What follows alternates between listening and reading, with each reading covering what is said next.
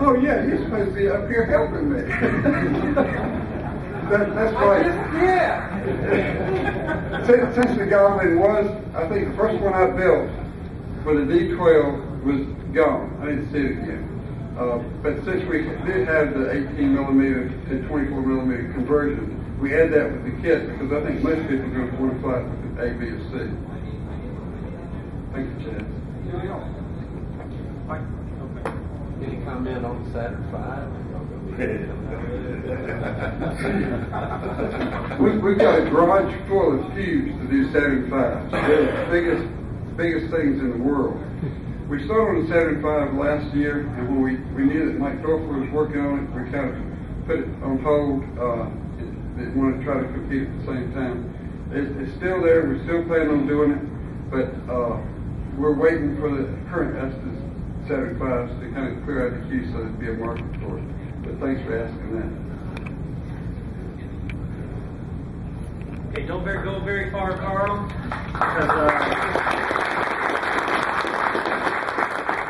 We want Chaz to come up here, and Chaz is going to talk about the Red River rocketry with Carl. Just a few minutes. Carl took all the time. Yeah, but hey, about 9 minutes. I have to apologize. I was out of the FAI fly range from 7:30 to 6. That little rainstorm kind of messed us up. Yeah. Oh, cool.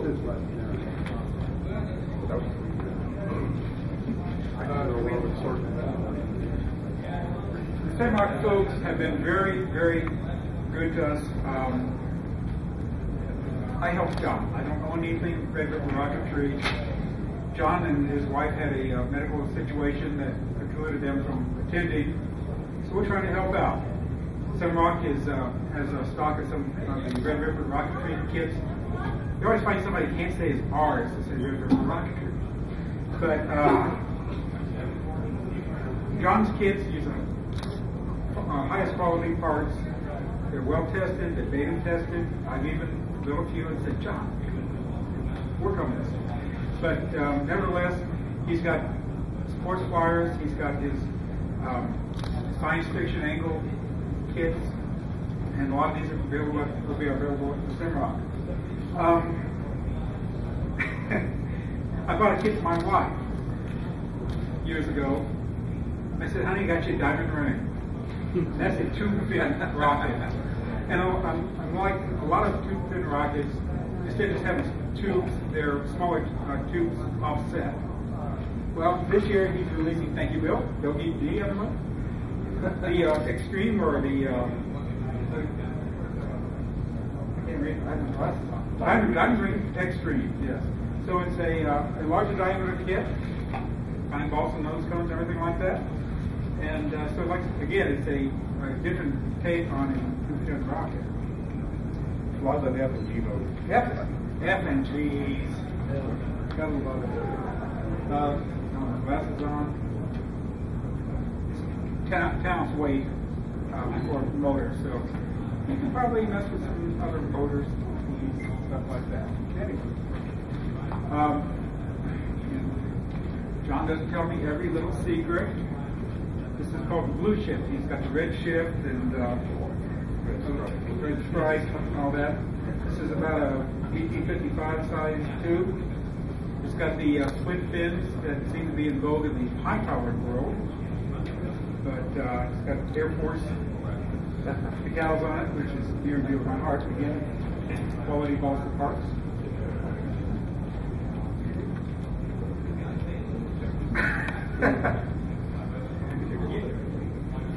This was the bonus kit from last year's Naram, and he decided to make it a permanent part of the family. The aggressor, the smaller version of his Predator. It's part of the science fiction line.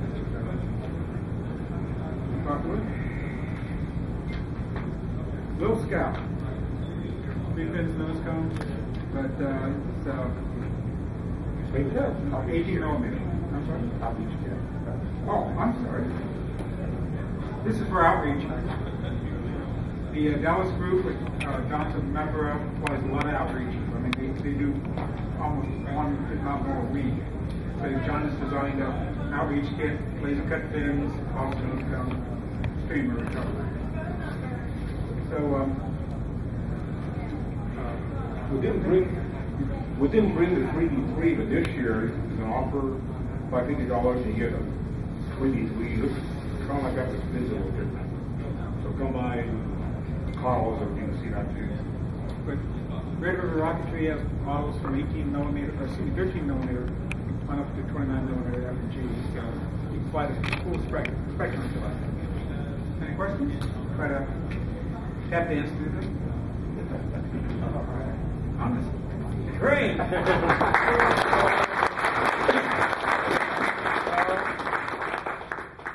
Is Jack from ARA. You're next. I'm not ready.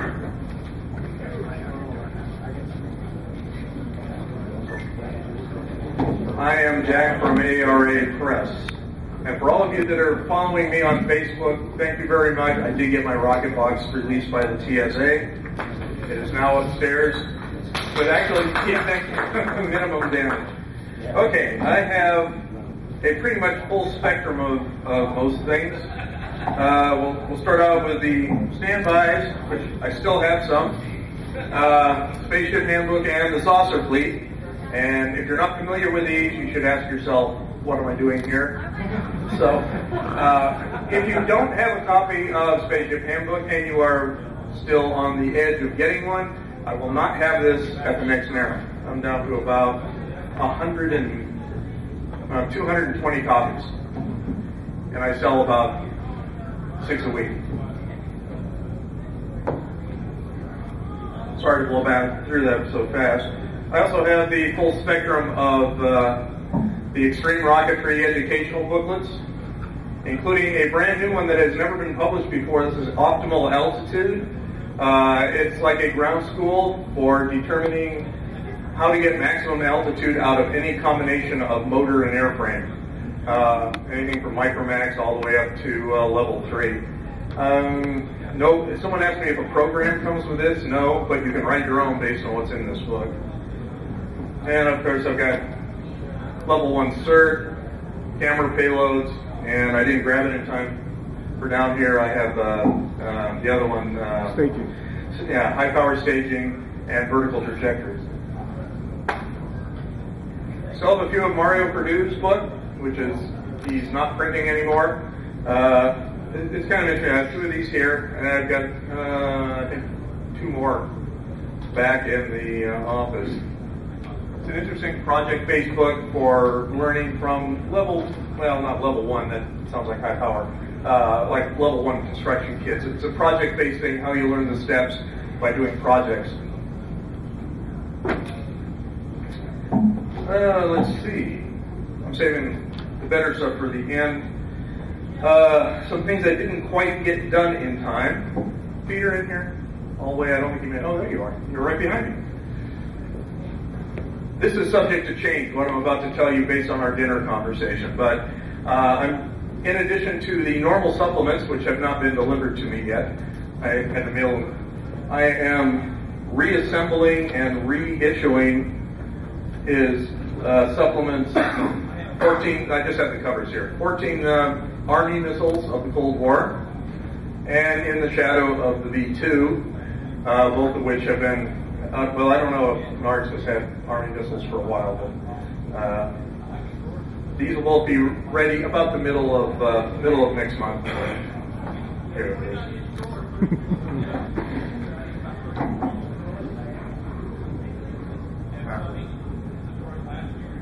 Finally, we have the expansion of our science fiction. I actually had this right. I just got this in time for last year's Naram. This is 2010 Odyssey 2, or as it was called here, the year we made contact. This is a photo guidebook to all of the filming models. The guy who wrote this, who is a French author, who is totally obsessed with both movies, got access to all of the filming models when they were being restored for auction. So this is mostly photos, lots and lots of photos in excruciating detail. If you like this, well, I sell a lot of these to Japan for some reason. They just love this movie over there. And the main two things I got here, these are both brand new if you're Lost in Space fans. These are brand new, fully licensed, unlike most of the stuff you see online. This one I have plenty of right here, right now. This is a history of the pilot, No Place to Hide, how it was built, stage settings, how the equipment worked. It's written by a guy who had full access to the Fox archives for about a decade. And those archives are no longer accessible. They've been packed up Indiana Jones style in a warehouse. And the other one, and this one doesn't get any newer. This was overnighted to me here at the hotel. I got it a half hour after I arrived. It's the first time I'd ever seen it except on my screen. This is the Jupiter 2 technical guide. It's like a tech manual on both the Jupiter 2 and the equipment of the expedition, how it would really work. And it was based on an online thing called the Alpha Control Reference Manual, for any of you who are Lost in Space types, which was full of Star Trek-worthy techno-babble. I just hated it. So I rewrote this with an eye to how could you really make this work? And if you really want to know how a force field works, or how their automated laundry can wash, dry, fold, and wrap in plastic in 20 seconds, this is your... They are ground shipping me a dozen of these. They should be here, I would think, Monday. But some prices, $24.95, $19.95. They're all colored. Cool stuff. If you want to know about how the B9 robot works, I just lost it. There it is. Largest section in the book is the robot. And by the way, even though I used, I don't know if you can see this, but there's a whole row of them being assembled here. This is not a Photoshop. There is a company that actually makes replicas, fully licensed, of the B9. You can have your own for $28,000. And they're selling a bunch of them in Australia. It's huge in Australia as well. Guy spent $10,000 to ship his $28,000 robot. Anyway, I have a different take on it in the book because it's in the context of the story. But that's it. Any questions? As long as I'm here. That's it, huh? Okay. Like I said, you have about a year for Spaceship Handbook if you haven't got it yet. The rest of the stuff, just come see me. I'm at 503. You.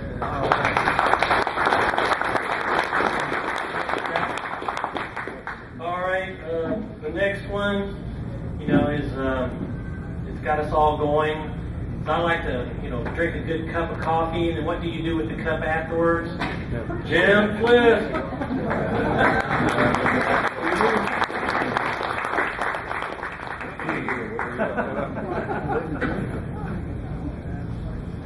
Let me put this together.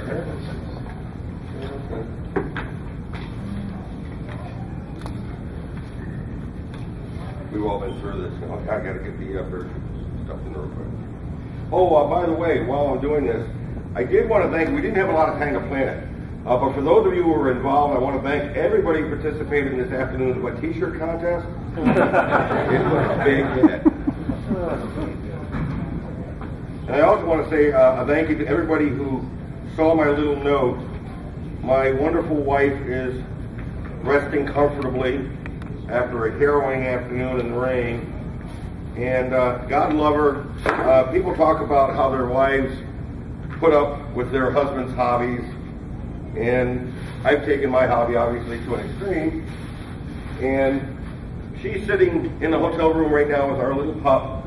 And I'm up here talking to you guys on our 34th anniversary.